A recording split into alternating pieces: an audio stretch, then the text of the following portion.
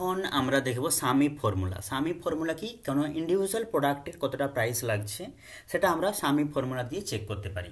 এখানে আমার একটা টেবিল আছে, টেবিলে কিছু ফ্রুটসের নাম আছে, সেখানে অ্যাপেল, বানানা, অরেঞ্জ, অনেকগুলো ফ্রুটসের নাম আছে।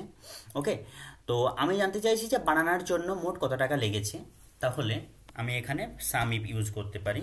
সাম ইফ কি বলছে, রেঞ্জ, আমার এখানে রেঞ্জ নিতে বলছে।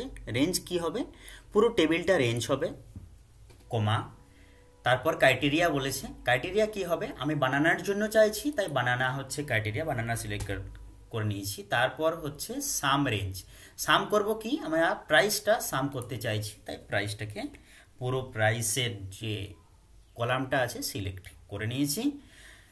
তারপর এন্টার।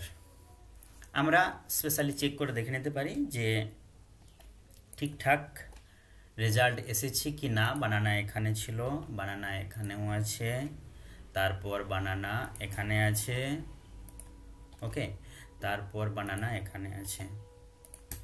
আমরা এখানে সাম চেক করতে পারি, সাম চেক করতে পারি।